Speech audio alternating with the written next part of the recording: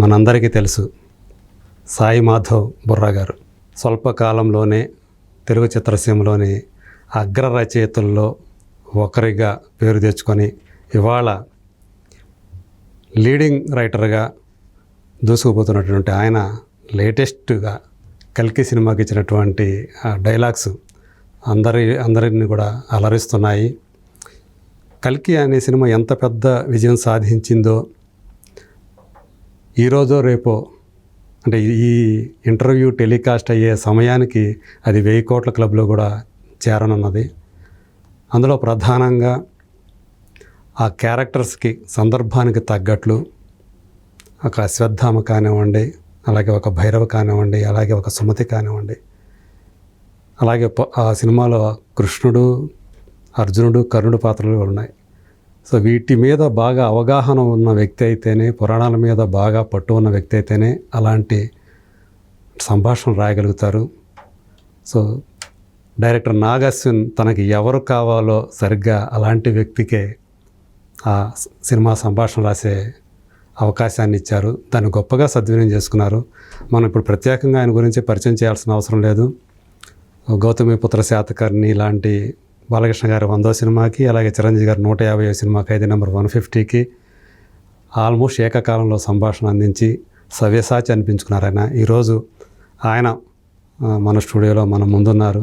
So కల్కి విజయాన్ని ఆయన ఎలా ఆస్వాదిస్తున్నారు, అలాగే ఆయన రాబోతున్న సినిమాలు ఏంటి, ఇవన్నీ కూడా ఆయన ద్వారా తెలుసుకుందాం.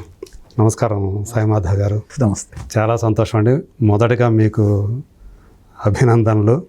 సో ఒక గొప్ప అంటే మీరు ఈ మధ్యకాలంలో ఒకదాన్ని మించి ఒకటి అన్నట్లుగా అంటే ఒక అవార్డులు రివార్డులు అందుకుంటున్న సినిమాల్లో మీరు భాగస్వామ్యం కావటం, అది కూడా మీ వంతు పాత్ర ఏదైతే ఉందో దాన్ని 100% అని కాకుండా ఇంకా ఎక్కువగా దాన్ని మీరు ఆ అవకాశాన్ని అందిపుచ్చుకొని చాలా గొప్పగా మీ పాత్రను నిర్వహిస్తూ ఉండటం అనేది చాలా సంతోషం కలిగిస్తుంది. సో రచయితలు అంటే బేసికల్గా మేము కూడా అక్కడి నుంచి వచ్చినాను కాబట్టి నేను కూడా కొంత వాళ్ళ మీద కాస్త అభిమానం ఎక్కువ అనేది ఉంటూ ఉంటుంది నాకు కూడా. సో ఫస్ట్ మీకు అభినందనలు. కల్కి విజయాన్ని ఎలా ఆస్వాదిస్తున్నారు? చాలా హ్యాపీగా ఉందండి. ఆనందానికి ప్రతి సినిమా హిట్ అవ్వాలని అనుకుంటాం. అయితే ఈ హిట్ నేను ఊహించిందేనండి. ఎంత పెద్ద హిట్ అవుతుందని చెప్పేసి నాగ్ అశ్విన్ గారు నాకు కథ చెప్పిన రోజే డే 1 ఇది ఇంత పెద్ద హిట్ అవుతుందని చెప్పి నేను అనుకున్నాను. అంత పెద్ద హిట్ అయింది. అదే. సో మీరు అంటే ఆల్రెడీ కొన్ని సినిమాలకు అవార్డులు తీసుకున్నారు, అలాగే జాతీయ అవార్డులు పొందిన సినిమాలకు మీరు రచయితగా పనిచేశారు.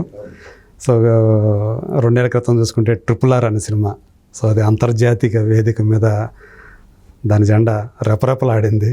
సో అందులో మీరు భాగస్వాములు అయ్యారు రచయితగా. అంటే రాజమౌళి గారి నుంచి ఇప్పుడు నాగ్ అశ్విన్ దాకా.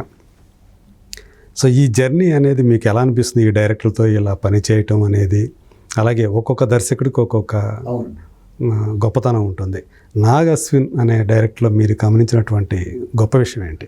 అనితర సాధ్యంగా ఆలోచిస్తారండి. ఫస్ట్ ఓకే, విజువలైజ్ చేసుకోవడం కానివ్వండి, అసలు దేన్ని విజువలైజ్ చేసుకుంటున్నాడు అనేది కూడా చాలా ఆశ్చర్యకరంగా ఉంటుంది. ఇప్పుడు మీరు ఆయన ఫస్ట్ సినిమాని చూడండి, ఎవడే సుబ్రహ్మణ్యం, దానికి నెక్స్ట్ సినిమా మహానటికి సంబంధం లేదు. మహానటికి 3వ సినిమా అసలు ఈ సినిమాకి అసలు సంబంధం ఉండదు. కంటెంట్ పరంగా చూసుకున్నా, ఆయన పిక్చరైజేషన్ ఏదైతుందో, ఆయన టేకింగ్ కూడా చూసుకున్నా కానీ అసలు నిజంగానే ఆయన ఇంకొక అంతస్తు పెరుగుతున్నట్టే అనిపిస్తుంది. ఒక్క మాటలో చెప్పాలంటే అనితర సాధ్యమైన ఆలోచనలు చేస్తూ ఉంటాడు. అలా కూడా ఆలోచించవచ్చా అని ఆశ్చర్యం కలిగిస్తూ ఉంటాడు. ఒక రైటర్గా మీకు కూడా ఆశ్చర్యం కలిగించిందా? ప్రతిసారి ఆశ్చర్యం కలిగిస్తూనే ఉంటాడు. ఓకే. అయితే ఈ సినిమాలో మీకు ఏమైనా సవాల్ అనిపించే విషయాలు ఉన్నాయి? ఎందుకంటే మీరు మహాభారతాన్ని చదువుకున్నారు, అందులో పాత్రలన్నీ మీకు తెలుసు. ఈయన ఊహ ఏవైతే కల్పించాడో అవి మీరు చదువుకున్న మహాభారతానికి, నేను చదువుకున్న మహాభారతానికి, అంటే వ్యాస మహాభారతం, దాన్ని చాలామంది తెలుగు చేశారు, అది విషయం. కానీ బట్ మౌలికంగా ఏవైతే కొన్ని పాత్రలు ఉంటాయో ఆ పాత్రల మధ్య ఉన్నటువంటి సన్నివేశాలు ఎలా ఉంటాయో కొంత మనకి చదువుకొని విని ఉన్నదానికి ఎంత భిన్నంగా ఏమైనా అనిపించాయా? ఎందుకంటే కర్ణుడి పాత్రని ఆయన చిత్రీకరించిన విధానం, కల్కికి రక్షకులుగా కల్కి పుట్టుకకు సో దోహదం చేసేవాళ్ళు అంటే అతను రావటానికి ఇబ్బందులు లేకుండా రక్షకులుగా ఒక అశ్వత్థామని ఒక కర్ణుడి రూపమైనటువంటి భైరవుని ఆయన తీసుకొని రావటం అనేది ఏమనిపించింది మీకు అది విన్నప్పుడు? ఫిక్షన్ అండి, అదే నేను అంటున్నాను. అది ఫిక్షన్. ఈ కథ భారతంలో లేదు కదా, కల్కి సినిమా కథ భారతంలో లేదు. అవును, కర్ణుడి గురించి చెప్పలేదు. కర్ణుడు మళ్ళీ పుడితే అని ఒక కొత్త ఆలోచన నుంచి భైరవ అనేవాడు పుట్టాడు. ఎస్ ఎస్ అంతే. అదే దానికి భారతానికి సంబంధం ఉంది. భారతానికి భైరవకి సంబంధం లేదు. భారతానికి కర్ణుడికి సంబంధం ఉంటుంది, భైరవకి సంబంధం. ఎస్ అదే అదే కర్ణుడు మళ్ళీ పుడితే ఏమిటనేది ఒక ఫిక్షన్, అది అంతే. అదే అంటే మామూలుగా మనకి కల్కి అనేది విష్ణుయసుడను సుమతి దంపతులకు జన్మించాడు శంపల గ్రామంలో, అవును అని చదువుకున్నాం. ఇంకా జన్మించలేదండి, జన్మిస్తాడు అని చదువుకున్నాం. జన్మిస్తాడు అని చదువుకున్నాం, అంతే, జన్మించలేదు ఇంకా. అంటే కల్కి పురాణం ప్రకారం అలా ఉంది.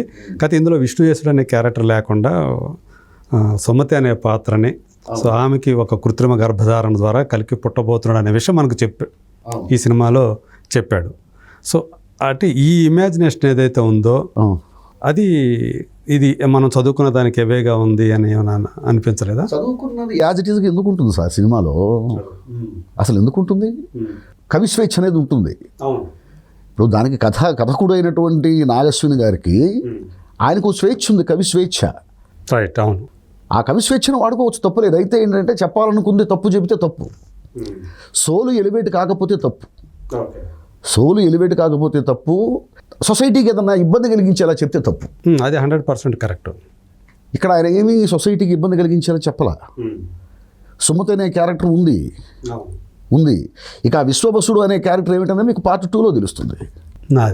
ఓకే, ప్రతి ప్రశ్నకి సమాధానం పార్ట్ 2లో ఉంటుంది. అంతేనా? ఓకే. సో అది కూడా మీరు చెప్పిన దాన్ని బట్టి మన ఇమాజినేషన్కి అందనంత విధంగా అతను ఆ కథని అంతే అల్లుకున్నాడు. అందుకే అంత గొప్పగా ఉంది, అందుకే జనం అంత ఆదరిస్తున్నారు. ఇప్పుడు సుప్రీం యాస్కన్ అని ఏదైతే చూపించారో అతనే కలిపురుషుడు అని మనం అనుకోవచ్చా, లేకపోతే మళ్ళీ ఇంకో కలిపురుషుడు అనేవాడు వస్తాడు?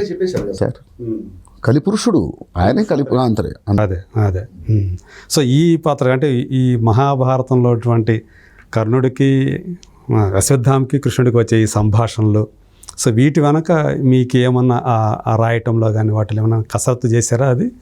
అదేం లేదండి. తను ఏదైతే ఇచ్చాడో ముడిసరుకు నాకు చాలా క్లియర్ కట్గా నాగశ్విని గారు ఏమనుకుంటున్నారో నాకు చెప్పేస్తారు. ఓకే, ఇదండి ఇట్లా పాత్రలు, ఇది కంటెంట్, ఈ కంటెంట్ నాకు కావాలి, నేను ఈ సీన్ ద్వారా ఇది చెప్పదలుచుకున్నాను అని చాలా క్లియర్గా చెప్తాడు ఆయన. ఆయన ఇచ్చే ఇన్పుట్స్ కూడా చాలా గొప్పగా ఉంటాయి. ఓకే, ఆ ఇన్పుట్స్ వల్లే ఈ రోజున డైలాగ్స్కి అంత మంచి పేరు వచ్చింది. అవును, చాలా గొప్ప.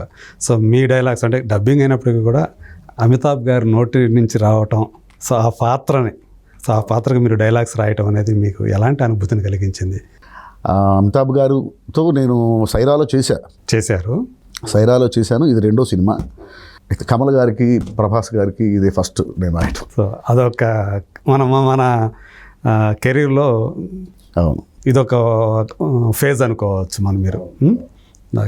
సో అంటే పైగా ఏంటంటే ఈయన అశ్వత్థామ అనే పాత్రకి వచ్చిన పేరు, ఆ పాత్రలో అమితాబ్ గారికి వచ్చినటువంటి పేరు చాలా కాలం తర్వాత అమితాబ్ గారిని ఇలాంటి పాత్రలో నేను ఒకటే అంటానండి, ఇప్పుడు యాంగ్రీ యంగ్ మ్యాన్ అనేటువంటి పేరు ఆయన దగ్గర నుంచే స్టార్ట్ అయింది.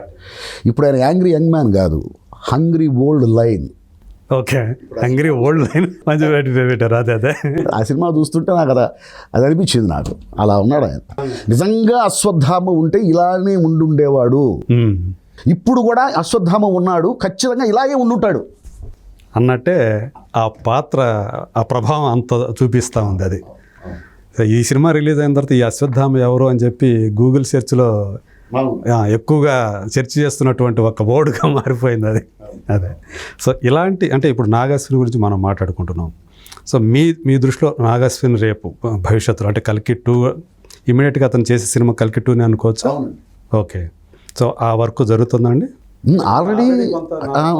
60% అయిపోయిందని కూడా చెప్తున్నారు. అయిందండి, కొంత అయింది. అది ఎంత పర్సంటేజ్ అయింది అనేది నాకు తెలియదు, కానీ కొంత అయితే అయింది. మీ పార్ట్ సెకండ్ దానికి సంబంధించి 2వ భాగానికి సంబంధించి ఎంతవరకు పూర్తి ఉంటుంది అంటారు? ఇంకొంత రాయాల్సి ఉంది. ఓకే, ఆల్మోస్ట్ అయిపోతుంది అనమాట. అయితే మీ రచనా వ్యాసంగం అనేది దీనికి సంబంధించి. సో ఈ సినిమా సంబంధించి చెప్పుకోవాలంటే కల్కికి ఒక రచయితగా మీకు బాగా తృప్తి కలిగించినటువంటి విషయం ఏంటి, అంటే ఎగ్జైట్మెంట్ కలిగించినటువంటి విషయం? కథ వినగానే ఈ కథ నేను రాస్తున్నానా, ఈ కథకి రాసే అవకాశం నాకు వచ్చిందా అనేటువంటి ఆనందం ఒకటి అప్పుడే వినగానే కలిగిందండి. ఓకే. వినగానే, ఎందుకంటే ప్రతి సన్నివేశాన్ని అలా క్రియేట్ చేశాడు ఆయన. అంతా నిజంగా ఆ క్రెడిట్ అంతా నాగేశ్వర్ గారిదే. మీరు అంటే మహానటిలో కూడా కొంత కూర్చున్నారు కదా, అక్కడ కూడా మహానటి నేనే రాసింది. అది సీన్లో కూడా కూర్చున్నారు కదా. అవును. ఎవరితో మన మోహన్ బాబు గారితో ఘటోద్గజుడు రోల్ ఆ టైంలో అనుకుంటుంది, పింగళ గారి క్యారెక్టర్. సో అంటే సాయి మాధవ్లో యాక్చువల్గా నాటకాల నుంచి మొదలైనటువంటి సాయి మాధవ్, ఒక నటుడిగా మొదలైనటువంటి సాయి మాధవ్ ఈరోజు సో ఆ నటనా వ్యాసంగానే కాకుండా ప్రధానంగా రచయితగానే ఈరోజు బాగా ఎలివేట్ అవుతున్నాడు కదా. మీలో ఉన్నటువంటి నటుడు ఎప్పుడైనా సరే అలా రావాలి అని కోరుకుంటున్నాడా? వస్తే అంటే చాలామంది రైటర్స్ నటులు అవటం మనం చూసాం, పేరు కూడా తెచ్చుకున్నారు, డైరెక్టర్లు నటులు అయ్యి పేరు తెచ్చుకుంటున్నారు. ప్రస్తుతానికైతే నాకు ఆలోచన లేదండి. అయితే ఈ క్యారెక్టర్ నేను చేస్తే బాగుంటుంది అని నాకు అనిపించిన క్యారెక్టర్ ఏదన్నా కనుక నాకు అనిపిస్తే ఖచ్చితంగా నేనే అడుగుతాను డైరెక్టర్ గారిని. ఓకే. అంటే నాగార్జున గారు సెకండ్ పార్ట్లో ఏమన్నా మీకు ఏమన్నా అవకాశం అదేమన్నా? అంటే ప్రస్తుతానికి అయితే ఏం లేదండి. అంటే దాంట్లో ఇచ్చారు కదా కొంచెం పింగళ గారి క్యారెక్టర్ చేసే అవకాశం, అట్లా ఈ పార్ట్లో సెకండ్ పార్ట్లో ఏమైనా? ప్రస్తుతానికైతే ఏం లేదు. ఓకే. మీ టార్గెట్ ప్రకారం ఈ సెకండ్ పార్ట్ ఎప్పుడు అయిపోతుందండి, ఎప్పుడు వస్తుందని అనుకుంటున్నారు? అది నాకు ఐడియా లేదండి. అది ఓకే. అది నాగేశ్వరి గారు మాత్రమే చెప్పగలరు అది.